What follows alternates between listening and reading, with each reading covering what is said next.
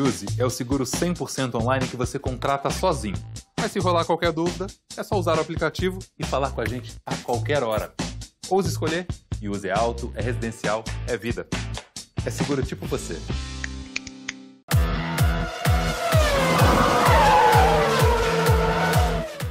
Fala, gente, tudo bem? Meu nome é Vitor Fazio, o GPS 10 é comigo hoje.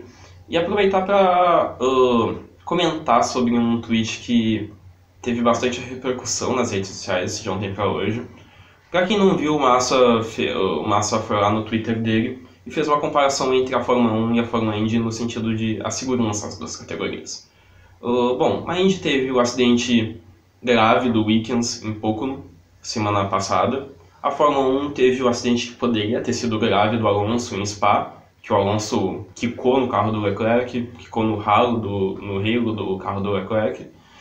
E o que o Massa comentou no Twitter dele é que basicamente a Fórmula 1 introduziu o halo, se tornou mais cuidadosa com o safety car e bandeira amarela, mudou algumas coisas em alguns autódromos para se tornar mais segura. E aproveitou para dar uma alfinetada na Indy, dizendo que a Indy não está fazendo muita coisa, não está se empenhando para se tornar mais segura.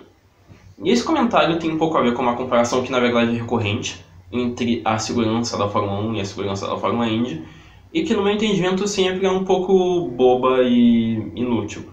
Porque a Fórmula 1 e a Fórmula Indy, apesar de ter o ponto em comum de correr de monopostos, têm diferenças básicas, fundamentais. A mais óbvia delas é uma está disposta a correr em ovais, outra não está disposta a correr em ovais. E o fato de correr em oval com o carro aberto é muito perigoso.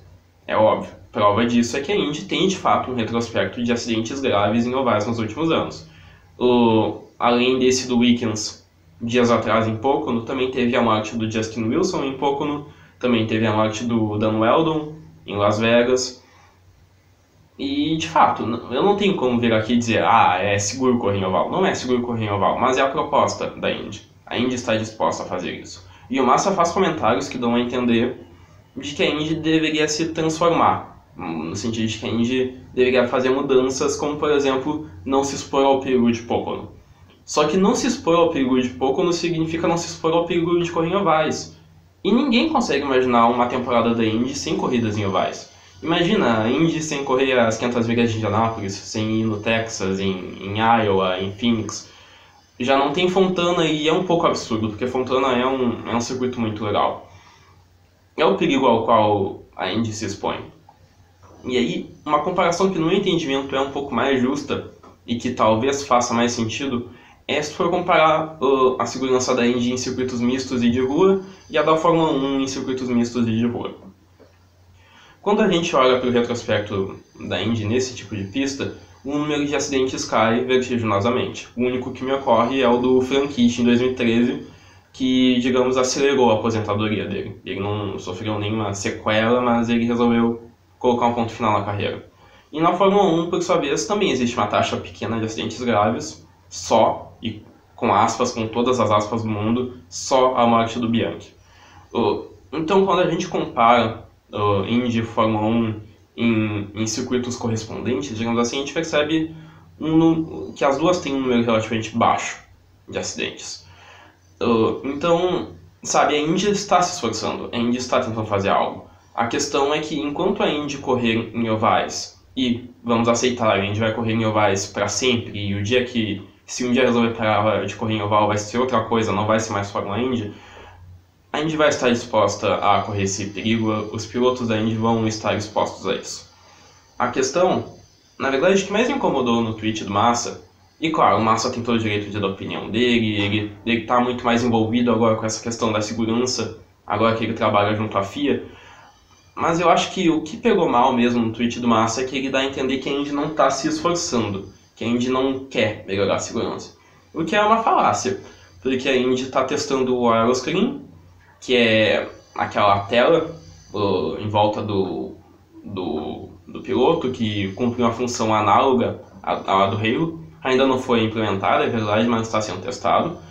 A Indy, nos últimos carros que lançou e sempre que vai mudar alguma coisa, pensa muito em segurança.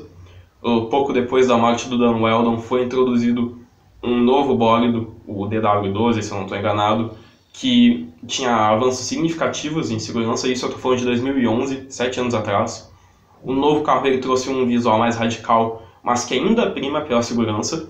Então, eu acho que é uma acusação grave e bem desnecessária do Massa dizer que a Indy não pensa em segurança. A Indy pensa em segurança.